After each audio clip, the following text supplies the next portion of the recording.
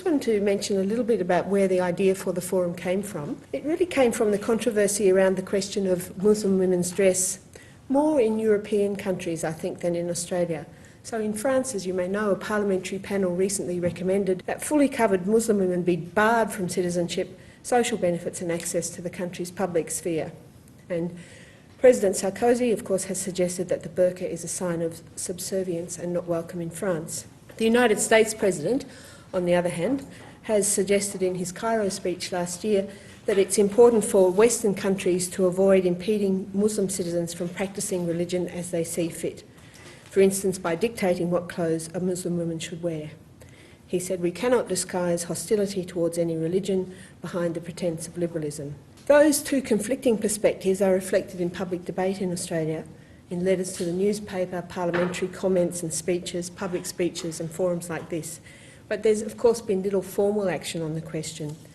One prominent politician summed up the public mood, I think, in saying, ripping away Muslim girls' scarves is not going to make them more Australian. If anything, it's almost certain to make them feel more vulnerable and different. Disparaging the religious symbols of Muslim Australians is at odds with our own best traditions. It was Tony Abbott in 2005. Other members of his party, of course, took a different view on the question, as you may know. So our forum this evening really takes place in a rather calmer, I think, a more reasonable context than in France. The other stimulus for the forum was suggested to me by a debate on the same topic at ANU last year, in which Shakira took part. Our forum this evening will take the form of short presentations by our two speakers. I want to start by introducing Sally Neighbour. Sally is an award-winning investigative journalist, author and leading Australian commentator on Islamic terrorism and extremism. Her latest book is The Mother of Muhammad, an Australian women's extraordinary journey into jihad, which tells the story of Muslim convert Rabia Hutchinson, who grew up in Mudgee and later spent 20 years in the front line of the global Islamist struggle.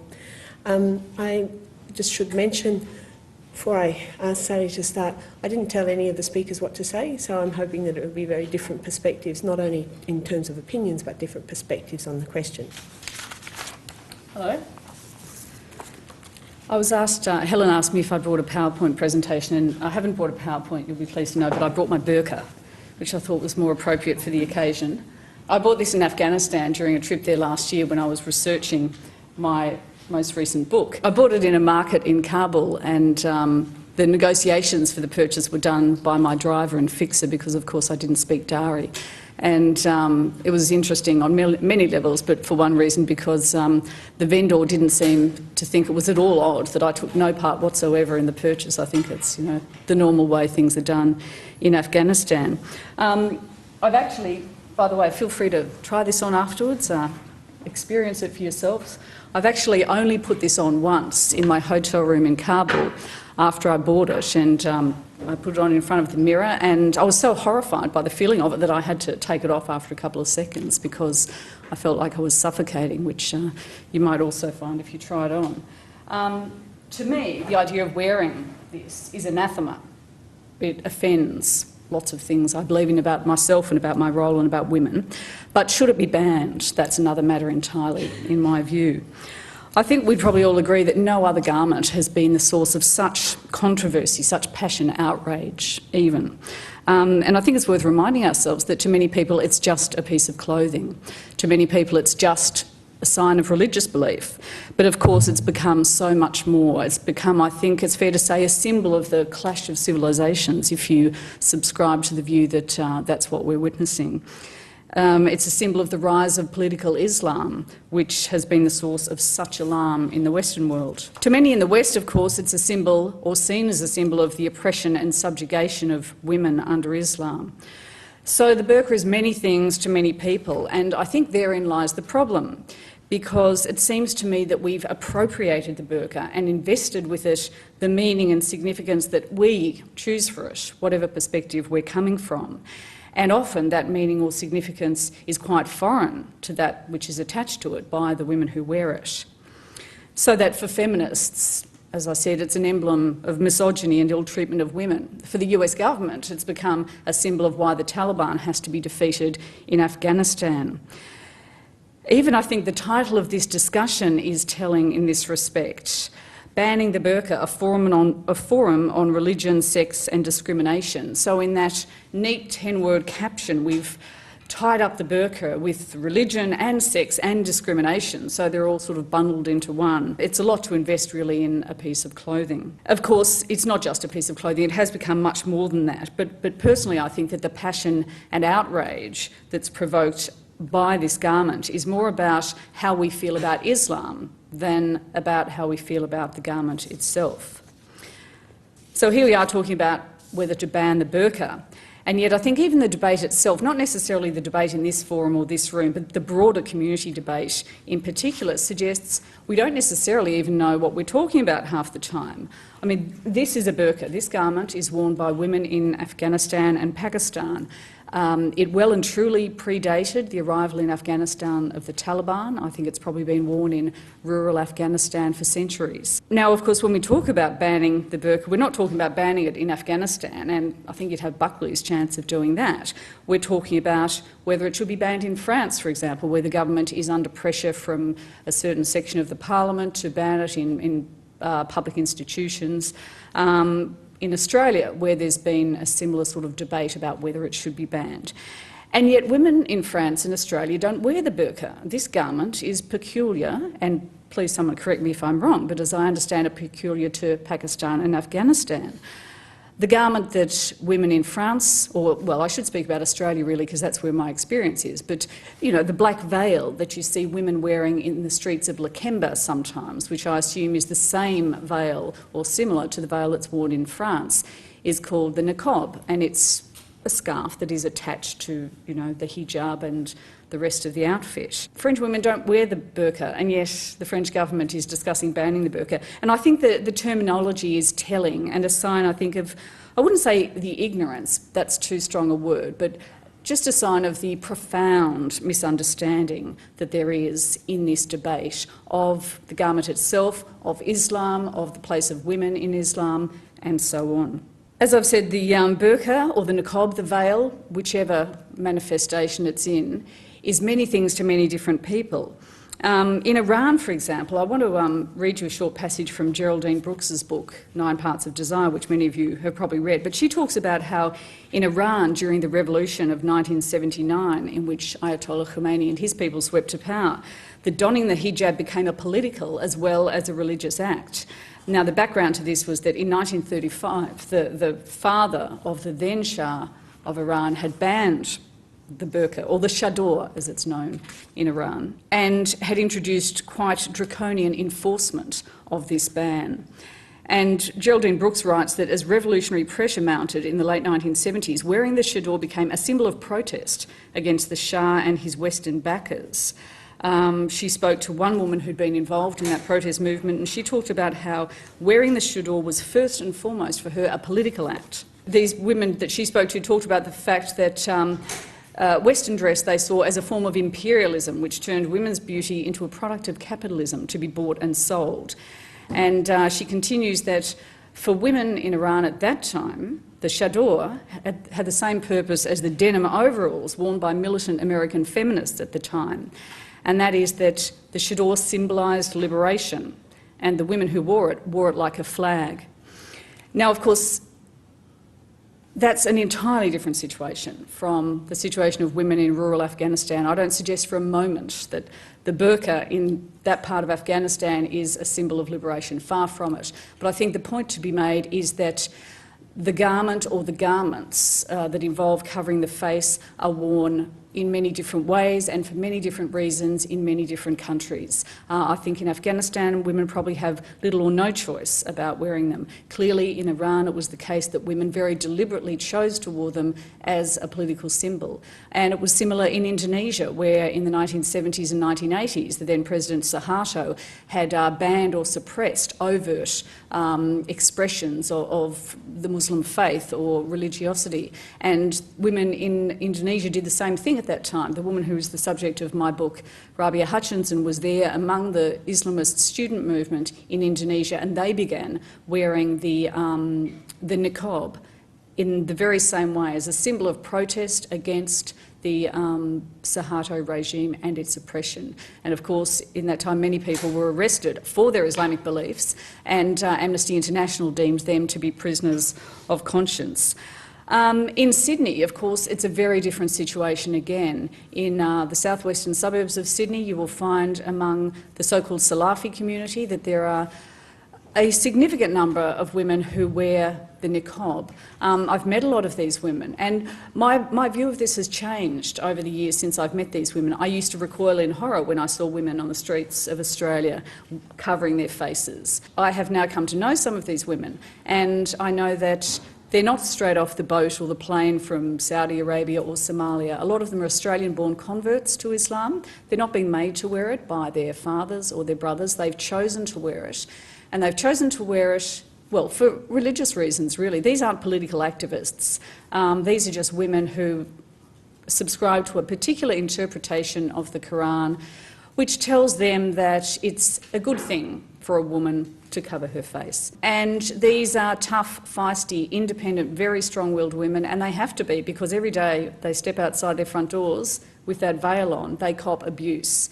And so that's a choice they've made, which is really significant in terms of illustrating the strength of their belief. I think, my view of it is basically that we have to understand that we can't simply talk about banning the burqa because, for a start, half the time what we're talking about is not even the burqa. And we have conflated all these things that we believe and fear and dread about Islam, not us personally, but the larger society, into this discussion about this garment. The French government has seen no need to ban Sikhs from wearing a turban, or, although I do appreciate that, the ban on the hijab has been applied to other symbols of religious belief.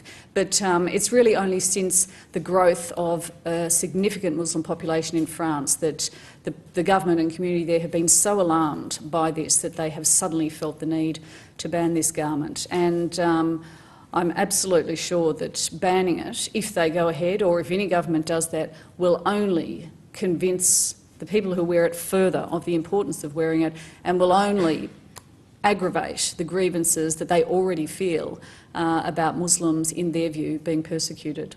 Shakira is a writer and researcher. She focuses on Islam, gender and South Asia. She's recently completed her PhD at ANU on encounters between Western and Muslim women. I'm going to start off by referring to something that Sally also discussed, and that's the issue of terminology. Having had discussions about this issue in lots of different locations here in Pakistan and Malaysia and Europe, and I've come to the conclusion that there is no common lexicon across the Muslim world for women's dress. The same garment is referred to by different names in some locations, and the same name is often used to refer, and different names can refer to the same garment. And so Muslims were often quite quick to say that ignorant politician or journalist said burqa when he meant niqab, or jilbab when he meant hijab, but we should possibly give non-Muslims a break about this because we don't call them by the same names either. And in talking with other Muslims, I often have to ask them to describe just what they're talking about if we've come from different social networks or we're in different countries. And yes, what Sally has there in Pakistan is quite often referred to as a shuttlecock burqa, because there's other garments that are also referred to as a burqa. Under discussion tonight, I think, is really just face veiling. And there's various forms of garment that are used to achieve that. And so the numbers of women in the West, Muslim women in the West who cover their faces, is very small. And one of the interesting little features of media coverage of this last year was journalists, in the first place, trying to find women who habitually wore niqab to talk about why they did it, and that wasn't easy to achieve. So instead they would ask other Muslim women what their friends who wore niqab thought about the whole thing, and being greeted with completely blank looks. What friends who wear niqab? I mean, for many Muslims living in Australia, their contact with niqabis is quite fleeting and quite distant, and really what Sally was describing, just seeing people walking past on the streets of Western Sydney. And my contact in Australia is similarly fleeting. Sally has a lot more first-hand knowledge of those networks than me. I have had quite a lot to do with women who habitually wear niqab in Pakistan, because I did my PhD fieldwork on the women's wing of one of the main religious parties there, the Jamaat-e-Islami. I'll return to that in a bit. But although the numbers of women directly affected by this debate are so small, their impact has been much more extensive. And there are a number of reasons for this. One is that discussions about niqab and discussions about, say, the ban on building Swiss minarets, or minarets in Switzerland, is often like a vehicle for expressing hostility towards visible Muslimness. And so Muslims who might actually hardly ever go to mosque and never wear niqab still feel that they are being rejected, that they are being told that their participation in Western societies is conditional on staying invisible, on keeping out of sight. Another way in which it has implications for women who don't wear niqab is that they're sort of forced into a position where they're having to at least defend the entitlement of other women to wear it. And even women who are quite hostile to niqab, who see it as being, not a sign of taking part in social life, who see it as imposing too many limits on your life, nonetheless find themselves in a position where they're having to talk about it in positive terms, and it can be quite disconcerting. Of course, these conversations don't only have an impact in Muslim diaspora communities. They are also closely followed in Muslim majority societies, and they have implications for the way that people in those societies see the West and see the possibility of engagement with the West. So face covering in gender integrated societies is an innovation for Muslims, in the sense that if you're covering your face in a Muslim majority society, you're actually not likely to be wearing that face covering for very much of the day, because there are many more spaces that are gender segregated, that are women only, and there's no suggestion that you should have to wear a face covering in front of other women or in front of related males. So in my time with the Jamaat-e-Islami women, I practically never saw them with their faces covered, although I saw them in a variety of different settings, in their own homes, of course, but also at meetings, in workplaces like schools and hospitals. But they really only needed to wear their niqab going from the house to these other places where there was always a female space. And, in restaurants and whatever too, there's usually a room that's for women only. In Australia, if you're covering your face, you're either going to be wearing the niqab for much more of the day, or you're not going to be going out very much. And so I think that sometimes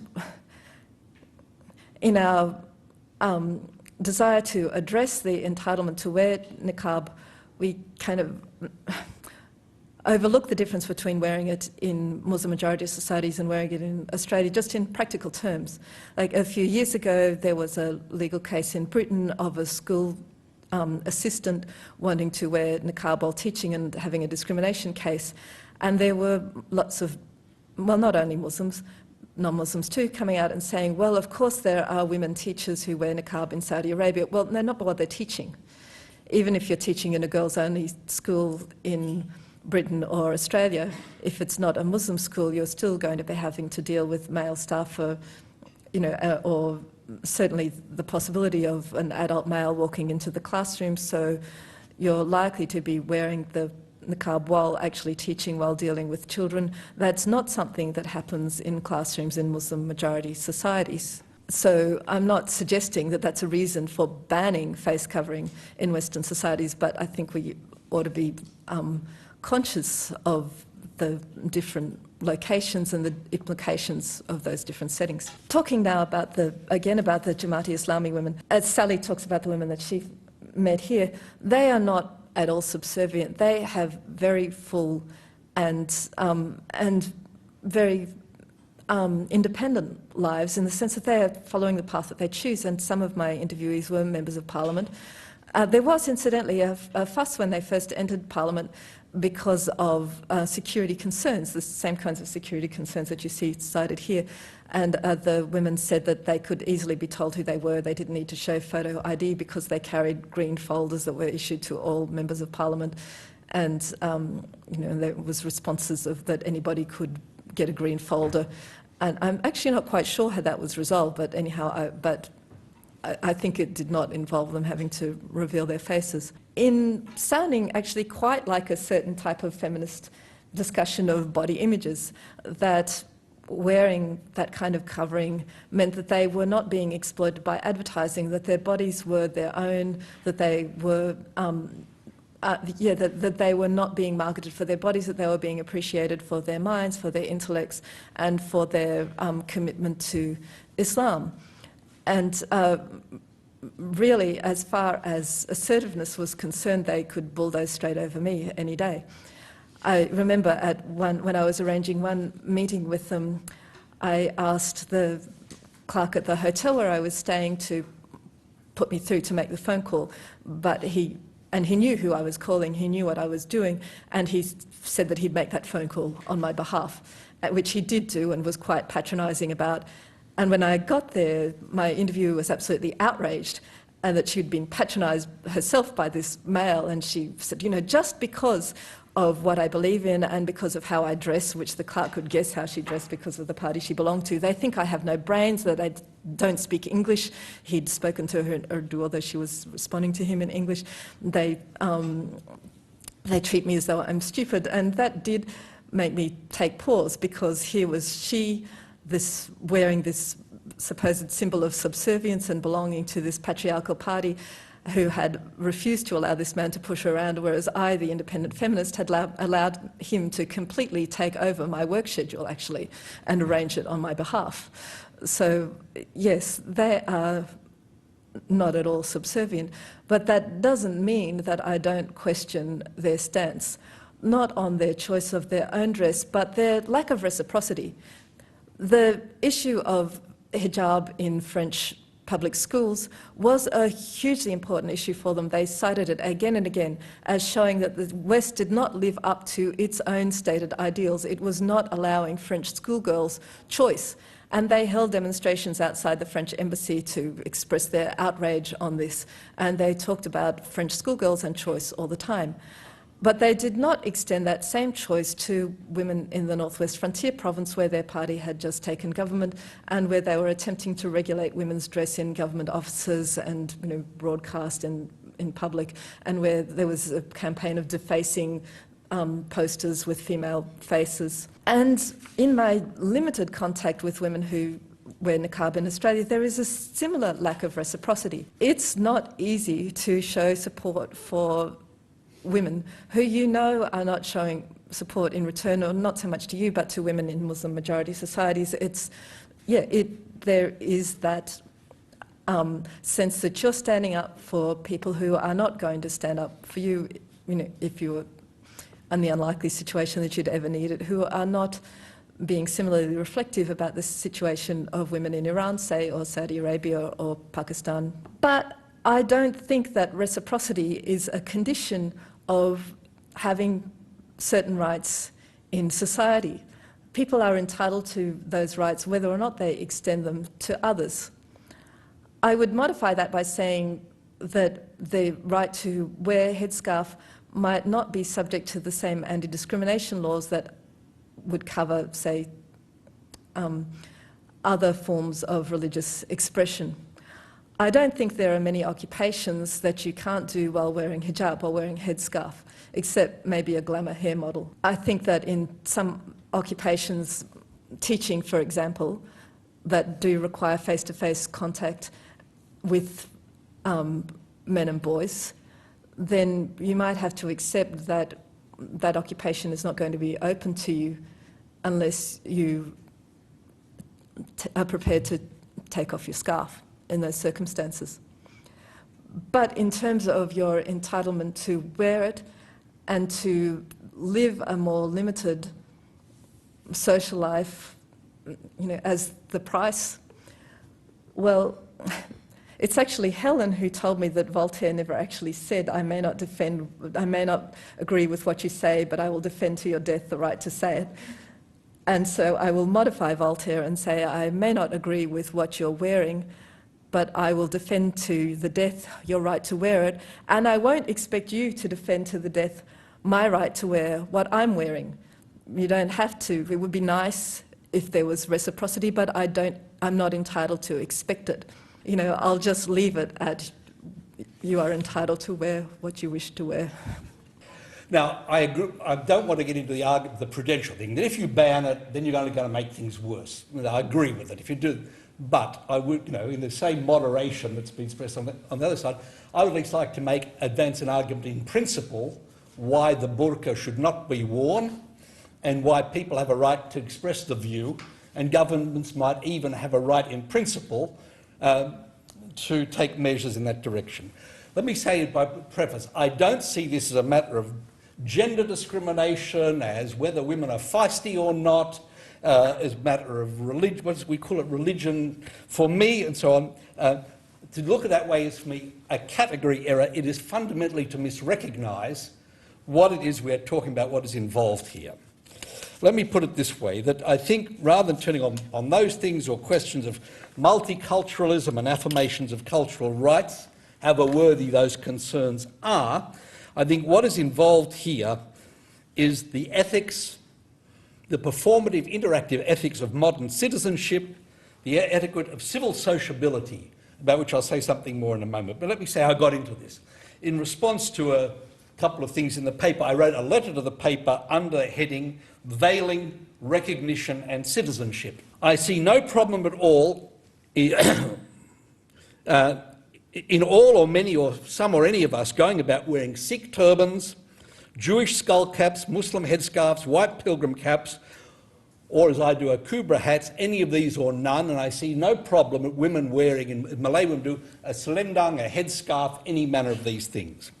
I do see a problem in a society where all or most or many or even some of us might routinely go about our business wearing ski masks, balaclavas, dark shielded motorcycle helmets, or full Muslim face covers. Why? Because citizenship in modern democratic society, I believe, requires in principle a readiness for face-to-face interaction, acknowledging the other, across our contingent differences, some forms of human recognition, not just as members of some community that may occlude who we are, say, I'm not anybody in particular, I am a hooded lady, or a shielded Jewish lady, or gentleman. Human recognition, not just as members of some category, but as individuals. We need, and I'll say why I think we need as individuals to be legible, to be open to one another in our humanity, in the humanity of our countenance, and in its expressions. There needs to be a symmetry, a reciprocity of such recognition between fellow citizens, rather than the imbalance that obscured or inaccessible or occluded facial expression and selective human legibility would entail.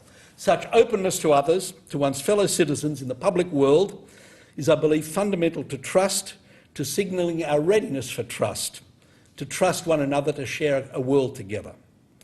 Not to recognise this necessity and to insist upon exemption from it on any grounds, religious, non-religious or religious, if religious, Muslim or other, including those of religion or custom, is to express a mistrust in trust itself in democratic citizenship. What people do at home or in their own communities or behind the purdah, I've got no problem with any of that, so long as it does not encroach upon the citizenship rights of others in the public world. That is their individual and perhaps communal business. But what they ask to be entitled to do and not to do as citizens in the public world is, in principle, I think, everybody's business.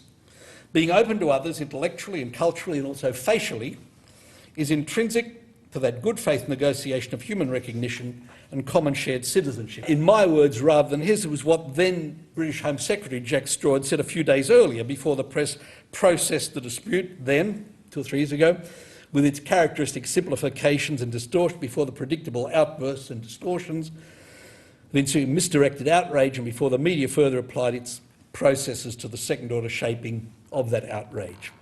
Soon I heard on BBC Radio a leading British Muslim spokesman protesting, in some puzzlement and genuine distress, why it was that people might freely wander around the country streets with all sorts of brutal metal hardware in their noses, tongues and lips, but not, without protest or denunciation, a modesty scarf or veil. Where was the fairness in this, the slightest trace of even-handed policy, he wanted to know. Now, I can sympathise personally with that British Muslim who asked why people can put metal pins and studs through their lips and tongues and eyes, but not wear face bibs. But that's exactly the point. I too am personally revolted. Don't stop other people doing it. I am personally revolted by all that facial hardware and by many facial tattoos too. I'm really disgusted at times, but that's disgust.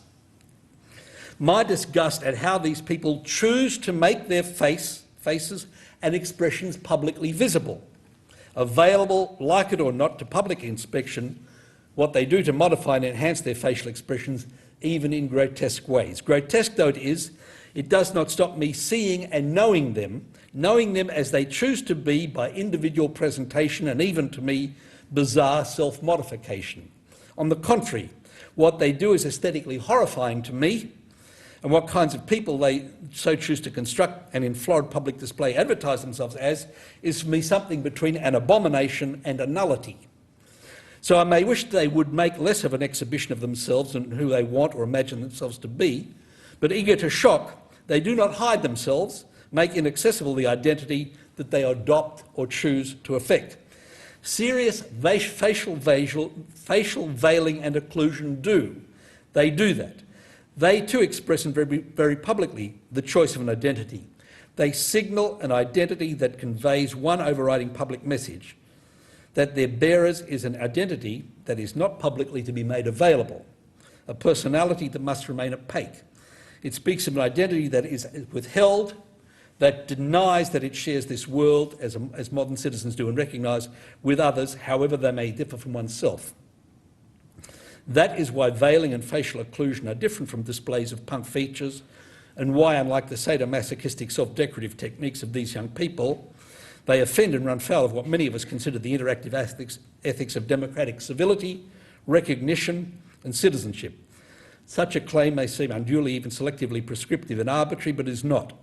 What are involved and centrally at issue here are the normative, perhaps ideal, but characteristically normative presuppositions of civility, not merely abstractly or formally, but as they are realised and given life in the distinctive interaction etiquette of democratic sociability. In other words, to put on a veil like this is basically to say, we may be in the same society, but I am no part of your world nor you of mine. Now, what do I mean by civility, if I can go on just a little bit longer? Well, I talk about the exchange of impersonal change of courtesies that citizens display towards another in public life, and the pleasure you get when you stand aside from somebody else in the street and they go past and you acknowledge them and you don't know them, but we share a common world together and we show consideration for one another in it. So, what about sunglasses, you may ask? Well, look, I don't want to, but sunglasses have the same problem, and I won't have to talk to you now about Texan policemen with reflective sunglasses who insist on looking at you with them when they tell you you've been speeding when you haven't, but won't let you wear sunglasses when you do. But I did make a point to a judge I know, and I said, tell me, what would happen if somebody came into court and wished to wear sunglasses in court? And my friend said, well, I wouldn't like it. They'd have to have a pretty good reason, because you've got to be able to see people's face, to see them as a person, to see their reaction, to see the window of their soul when they're talking to you know if you can trust. He said, I wouldn't allow it in my court except with a very good reason. I said, what for you would be a very good reason? He said, I can't just think of one. I don't think I can think of one. And that, I believe, is my point. So if I can then finish very quickly now, I make the argument that I do today not as a near-dead old white male or grumpy old man. I do it as somebody who's worked very closely with Muslim feminists in Southeast Asia, and who, as Shakira has pointed out, very often are in the situation of saying how a woman dresses should be her choice. She should not be forced. They are doing it very often to assert the right of women not to wear this kind of covering. You may argue then, oh, this is a religion, again I'm arguing against my own case. I'm not, on the simple grounds that when my Muslim women friends in Malaysia and Singapore make those kinds of arguments, it is not for them an argument where they say that a woman ought to be entitled not to wear this veil if she chooses to do so. It is not for them, it's not a question of religion, religiosity, I agree, of gender. It is a question of whether they have the same full citizenship rights and entitlements as anybody else in society, whether their citizenship rights are sufficient to say to their brothers, husbands and fathers, you may want me to wear this thing, but I do not. In other words, it comes back to fundamental rights of citizenship. At that, I rest my case. Thank you very much for your time and indulgence. I think everything that Clive has said makes absolutely perfect sense from the point of view of somebody living in a liberal Western democracy. And one thought that it brings to my mind, I'm not going to argue against anything he said, but that it reinforces for me what completely different mindsets people come from in this debate. And throughout my dealings with Muslims, and particularly Muslim extremists, who are kind of, my specialty, I'm constantly reminded that they come from a completely different mindset. So that just as for us, democracy is an article of faith, we don't even question it. There's just simply an assumption on our part that democracy, out of all the forms of governance that have been devised by mankind or humankind, is the best one, and that there is a universal right to democracy and the fruits of democracy. Many Muslims, however, believe that Islamic law, with precisely the same almost unquestioning conviction that we believe in democracy, many Muslims believe that Islamic law, or Islam, I should say, not just Islamic law, because we tend to see Islamic law as simply, Sharia, and it's, more draconian criminal penalties in the Hudud Code. But many Muslims see Islam as providing a perfect system, a system of laws, of governance, of education, of finance, etc. And I think the fact that the Islamist movement has been so powerful and so enduring and so magnetic is because of the very powerful philosophical underpinning which was set out by people like Sayyid Qutb, and which is what has given it its strength and resilience. Because Muslims see Islam as being the perfect system under which all humans could live in happiness and happily ever after and so on. And so a lot of the Muslims I talk to reject democracy.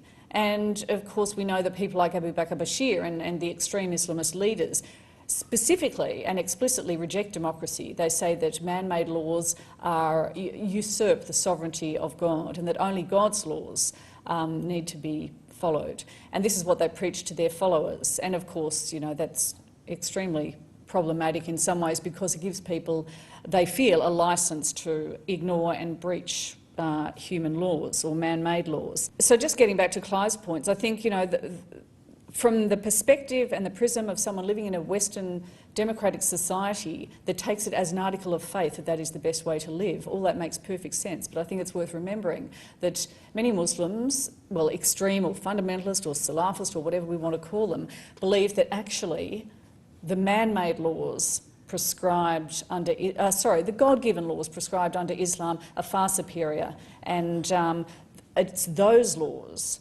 that, when interpreted in a certain way, tell women that it's better for them to cover their faces. And so, in a sense, I think we're just kind of having two different conversations, because everything that you say about, the ethics of modern citizenship and our responsibilities and the readiness for face-to-face contact and so on and so forth, while it's just completely logical for us, to Muslims who believe in this alternative, this specific interpretation of Islam, they're just on a completely different wavelength, so they don't accept that. Yes, I'd add to what Sally was saying about the two different frames of thinking, that there's also a tendency on both sides to flip between them. And so that, well, you can see that very starkly, as I said, in talk about choice, that in discussing the French headscarf in schools issue, Muslim women will talk very strongly about choice. And for some of them, that is a universal principle. They think that you should be able to choose to wear a headscarf or not to wear a headscarf. But for others, if you dig a bit further, it's choice if you're making my choice, or choice if you're living in the West. Not choice if you're living in a Muslim-majority society, not choice if you're living in Pakistan, not choice if you're living in Iran, not choice if you're living in Saudi Arabia, because that's a Muslim society and that's the way we get to do it. And we are the Muslims, it's our brand of Islam that gets to decide what governs that society. So we are holding the West to its principle about choice in Western societies. In Muslim societies, it's what we say. But we will talk about choice here because that's the language that's in use. And so I'm not saying that it's completely cynical or that it's insincere. But yes, there is this tendency to flip between one or the other. I think the person who said it most starkly was Yvonne Ridley, who converted to Islam because being arrested by the Taliban was a life-changing experience, apparently, and who was working for Al Jazeera, and who said that the Iranian women, after a visit to Iran, that Iranian women who were wearing Princess Diana-type scarves that didn't really cover their heads, they didn't realise how lucky they were to have the Iranian police going around the streets, giving them friendly reminders to put their scarves into place. You know, when there were women in France who weren't allowed, or schoolgirls who weren't allowed to wear the scarf, they should just think themselves bloody lucky to be living in Iran, where you had to do it and where you were sort of reprimanded if you didn't do it properly. And Yvonne Ridley is kind of a fringe figure, but she did put in, as I said, in fairly stark language, what's I think a more widely sort of held line of thought. But again, as I said, not universal. Many women who wear hijab do hold to that universal idea of choice. My choice to wear it, your choice not to wear it, no problem. Some of what Clive was saying was resonating with me to the extent of needing to pay attention to Muslim feminists in Muslim-majority societies who are really arguing this from the other point. But also what Sally was saying about those two different frames of discourse. And it does occur to me that, or it has occurred to me for a long time, that Muslim women who are really located in the same place in terms of their religion and in terms of their politics and in terms of the kind of Islam they want to follow, often end up sort of at cross purposes because they're speaking against different background noise. And so in Australia, when the background noise is Bronwyn Bishop and Alan Jones, you're talking all the time in those terms. You're speaking of Islam as not being a threat. You're speaking of Muslim dress as being something that can be a very positive factor in women's lives. If you're speaking against a different type of background noise, then you're framing your argument in quite different terms. And actually, one of the women that I think Clive is talking about, I heard her speak in Malaysia and then in Australia. And in Malaysia, I was absolutely in tune with what she was saying because it was responding to that particular context. Then later on, hearing her speaking to Australian audience, I didn't disagree with her, but I was sort of thinking, I'm not sure that they're hearing this right. And what if Alan Jones hears it and you can be selectively quoted, which I've been done. Alan Jones, incidentally, thinks I'm one of the good Muslims, which was upsetting for me when I discovered it on his website. I thought, how the hell am I going to live that down? Before coming here, I made a little note and I said, Nicolas Sarkozy should be wearing a hijab. Why? Nicolas Sarkozy, we know, he had many of his personal and political failures. In order to divert attention of his shortcomings, he used and misused hijab issue. Yet, in the French media, hijab was number 12 or 13 page news. But some countries, including Australia, it is more than front page news. Why is it so? And I ask this question, that if you look at the history of the world, Islamic society and Muslim in general, they have contributed a lot in this world, unlike current new phase of terror and suicide bomber and so forth. So it appears, it is not the religion in question. Question is, somebody is using this divide and rule tactics for their own political purpose. For an example, John Howard, he has used prejudice and bigotry, and he managed to win many unwinnable elections by using prejudice and bigotry. And last of his trump card was Northern Territory military intervention. Now, look at the result over there. Yes, Aboriginals are bad at raping everyone, all these things. Not one person being prosecuted. One school or hospital were built in the Northern Territory. But people of Australia woke up, they rejected John Howard, came Kevin Rudd. But Kevin Rudd, he's not better either. He only a few days ago, there is no evidence. He found out some expert who were talking about possible ingrown Australian Muslim terrorism in Australia. Now, John Howard failed to give us this, but it's very easy. Fear is illogical. Very easy to use the fear and gain the personal benefit. Now, well-known hate monger, and Shakira knows about him, Daniel Pipes, he has been running website is saying Australian Muslims have declared jihad against Australia through bushfires. And there are some professor, M.F. Bindle or whatever his name is, he wrote a thesis by saying this, yes, this is true. But look at this. Not one, luckily, and touch wood, not one Australian died in Australia for terrorism. Yet 200 Australians died due to bushfire. None of them was lit by Aboriginals, Muslims, or migrants. So how come again, prejudice is coming here? And answering to Clive, because I remember I met Clive a couple of times, once in ABC studio a few years ago. And the moment I can feel that, my mom was the best teacher and most beautiful woman in my life. She taught me the first thing as a little boy. All human beings are equal, regardless of sex, race, religion.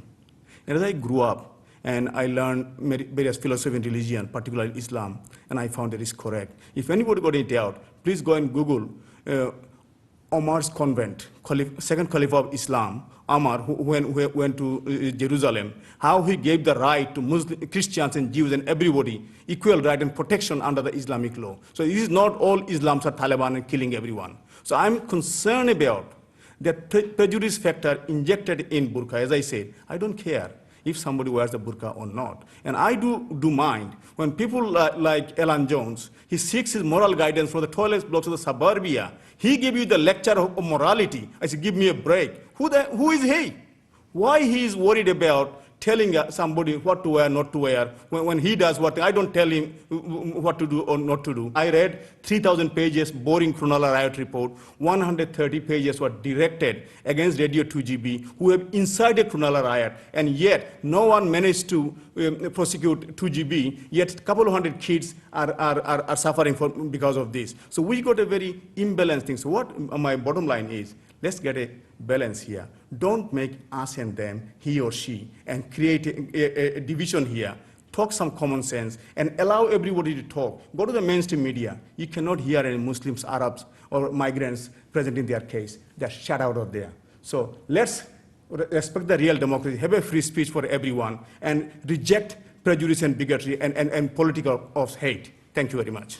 Hello everyone, my name is Maryam Rashidi and I'm a PhD candidate at Australian National University in Canberra in visual arts, and I'm really interested in the ways in which visual arts can facilitate a kind of interfaith dialogue and probably be a step towards bridging ideological gaps. I've been lucky that I had the chance to participate in both. This is the second banning the burqa event that I've participated in. The first one was in Canberra. and this is the second one, and I came only from Canberra to be here to hear the opposing views, because I had already heard the pro-choice, pro-choice and freedom of wearing whatever you like.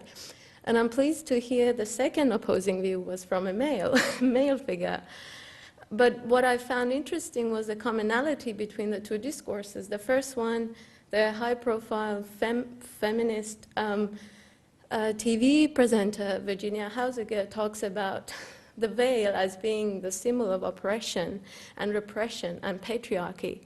And now the personal view of a male figure is that the hijab, and you speak with very personal passion, in the same way that Virginia did, about your revolt of something that visually looks threatening to you, or looks like that it's segregating the society to those who do respect citizenship rights and those who don't respect citizenship rights. So what I really am interested in are the practical ways, because I've been speaking to a few other Australian typical white Australian male who categorize themselves as such.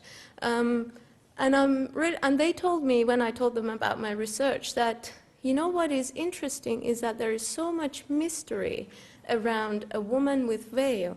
It is so unknown to the men in general, to the white Australian male. What is happening under that veil, or what is happening in the homes of Muslim women? And it was when I was looking at some footages that were shot during the Camden riots, you know, around the notion of building a school, everybody was saying, you know, all of those opposing figures, look, wherever Muslims have gone, there has been a bomb blown up everywhere, you know, or what are they going to teach in the Islamic school? I think what comes to my mind every time that I hear these things, the fact that there is so much personal passion and anxiety going into this is, of course, people spoke about the fear. It's the fear of the unknown. And I wonder, my question was, what are the policies, or have there ever been any discussion of enacting any policies on a governmental level or more regional governments, regional level, that they would, you know, what are the steps that governments would have taken to demystify, to help Muslims demystify, rather than constantly talking about we should have the choice to wear the hijab, and other people saying no, we should ban it because it is segregating the society. Have there ever been any talks about how can we demystify what it means to wear the hijab and what it means to not wear the hijab or the burqa, or what it means, you know, those cultural demystification? Has there ever been any kind of such policy or discussion of having such policy that makes that discourse known to people rather than making everybody discuss it out of either assumptions about the unknown or a kind of sense of conviction about what they believe in and what they have to be doing out of their belief or their faith? I'd just like to say in closing, thank you, because really, you know, you've sort of shown, you haven't sort of just been saying, here's my opinion, but you've been giving very different perspectives. And it's really given me a sense of, as Sally was beginning, this is just a piece of cloth, but how many different issues there are involved in looking at that piece of cloth. You know, issues of fear, issues of discrimination, issues of citizenship, issues of voice, issues of faith and so forth. Just how many different issues come to bear on that small piece of cloth. And so it's been a real pleasure for me to actually hear people give these very different perspectives at length, which is another thing that it's not always possible to do. So I'd like to thank you for coming and for giving those different perspectives at length, but especially I'd like to thank Sally Neighbour and Shakira Hussein for coming as well. Thank you very much.